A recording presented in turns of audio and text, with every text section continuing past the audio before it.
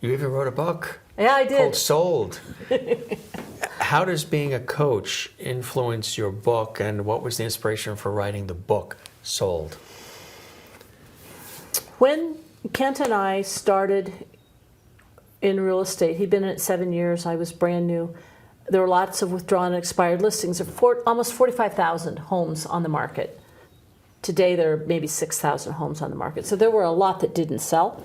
There is a housing shortage right now, isn't Oh, there? totally. And the affordability of it. Well, that's a whole other matter. We'll come back to that one. So we had lots and lots of homes for sale. We sold homes that weren't able to sell. And I could tell recently that the market was shifting again. There were homes that weren't selling. Not because of volume, but because of other things. And I thought, if I could just put this together and say, here you go, Jim, take a look at this. Maybe you're an autodidact. Maybe you're the kind of person who teaches yourself and you don't want to hear from somebody, not some talking head, right? But a book might be easier for you to digest, and you can go look and see what might be useful. Instead of it being the How to Dummies book, where it tells you what to do and how to do it, I ask questions. I'm a coach. I ask questions because the questions get your brain thinking along certain lines, because your innate capacity to know your area will fill in the other pieces that I wouldn't know to fill in, but you do. You know what really needs to be fixed in your house better than I do, right? And so if I ask the questions, you'll be able to get the answers. And it's a book about the parts you need to do to sell a home efficiently and effectively. It's about price, exposure, and making sure that you have the conditions ready for the house. Did you have a reader in mind? Was it specifically written for a specific Three kinds of person? readers. Three kinds of readers. Three kinds of readers. The first kind of reader was the person whose home didn't sell the first time, because at that point you're angry, you're frustrated, It's holding you up from what you wanted to do, and it's got to be that person's fault.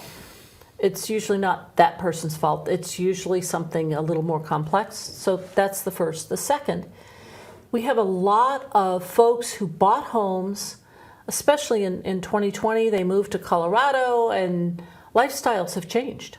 Either they've had kids or they've got a new job, or they really would like to be more here or there. So it's time to sell, and they don't know how to do it.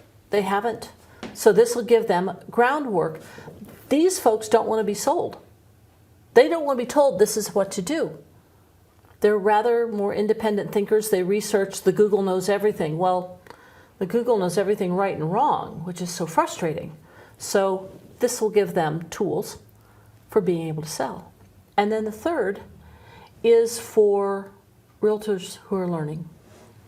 A lot of folks think it's an easy way to make a living, and this may help them to learn how to do what they need to do so they can feed their families in a way that opens their minds with questions. So it's a coaching approach to selling your house. It's not so Jim, just tell me what you think it should be. It's not that kind of thing. Yeah, no. It's practical. So did you enjoy writing the book, and do you see another one coming? Parts and pieces of it had been written over the years. I was going to say, was it a process of time? I had these kinds of things that I had put together, and I had some other things I'd put together. And I put those together and made a whole with it. The editing process is never fun. But is the editing process ever fun? I'm sorry. That's like English. Editing is not easy, right? Exactly. No, but I will probably be putting some more things together. I'm not sure where I'm going to go next.